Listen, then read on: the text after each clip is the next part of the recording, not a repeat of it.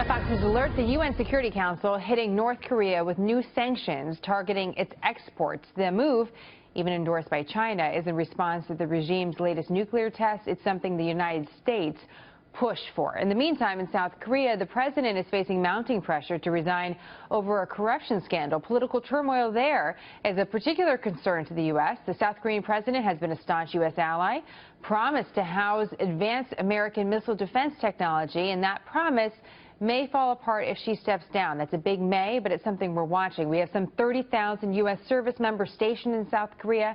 That's just across the border from the nuclear-armed North. Joining me now, Gordon Chang, the author of Nuclear Showdown: North Korea Takes on the World, and an Asia analyst. So a few different parts of the story, a lot of moving parts, in fact. But the news of today is the UN. The U.S. wanted to pass this resolution. They were able to get it through with the support of China. You still have some questions about its efficacy. Why is that? Well, these rules, as good as they are, mean nothing if China doesn't enforce them. And why should China enforce them? You know, they engage in these blatant violations of the old sanctions and the one before that and the one before that, and we don't call them out. So it's really up to us, because we have not held China accountable. And this president and the one before him really have failed the American people in this regard. So a Republican president and a Democrat president. What about Mr. Trump, President-elect Trump? How does he hold China accountable? Well, this is going to be fascinating, because a lot of people right now are saying, look, Mr. Trump, don't engage in a trade war with China. Don't punish them for trade violations, because we need their cooperation on North Korea. I think that that is exactly the wrong thing to do, because that's what we've been doing since 2003, when the Bush administration looked to China to solve this problem for us. And China used its role, its central role in negotiations, to give the North Koreans the one thing they needed most to make themselves a real threat, which is time.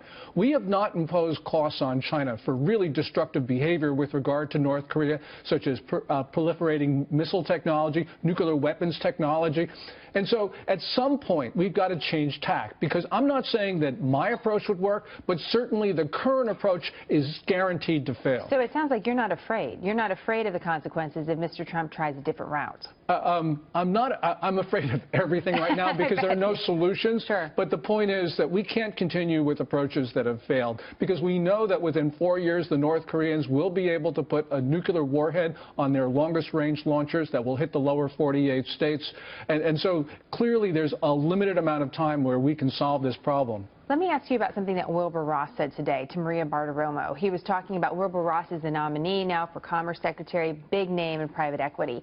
He said what people don't understand about China is that a third of Chinese companies are state-sponsored, and they actually are not built to make money. They actually don't make any money. They're just built there to produce jobs, and that's why they can sell their products so inexpensively to us in the United States, because they're not worried about their own people. They're just worried about the jobs, not making a profit. And so he was saying that there's been a fundamental misunderstanding about the Chinese economy because of this, and he, again, wasn't afraid of some of the potential solutions that Mr. Trump has proposed. What do you think about that? I mean, is that true? A third of the companies are set up not necessarily to make money, but just to create jobs? Yes, and certainly, you know, an inordinate portion of the Chinese GDP, maybe somewhere between 30% and 40%, is attributable to these large state-owned enterprises. They are there not only to have jobs for Chinese workers, but also to accomplish Chinese objectives. So, for instance, scooping up U.S. technology, we have state enterprises buying chip companies and the rest of this in the United States.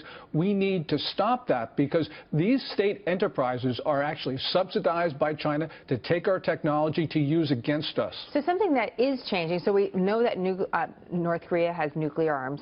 We know that China has agreed to hold them accountable, but hasn't done it. Right. One thing that is unknown is what's happening in South Korea. Here we have an ally of ours. There's great political turmoil.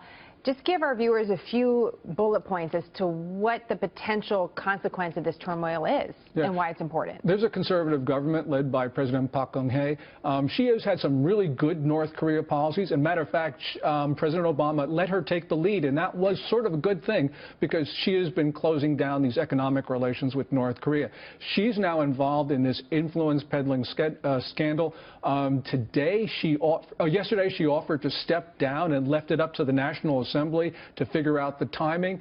If she goes, I'm afraid there's going to be a so-called progressive government who are very much leftist, who very much support North Korea. And the thing that concerns me is that President Park agreed in July to house the Terminal High Altitude Area Defense, a U.S. missile defense system, and China and North Korea are livid over this. Now, if they reverse that, it will be a big win for Beijing, a big loss for South Korea and the United States. You've got to think about, like Ronald Reagan in the early 1980s, he got the NATO members to deploy the Pershing II. That gave stability to Europe. This is exactly the same thing. All the more reason to watch. Gordon, thank you. Always great to have your expertise. We appreciate it.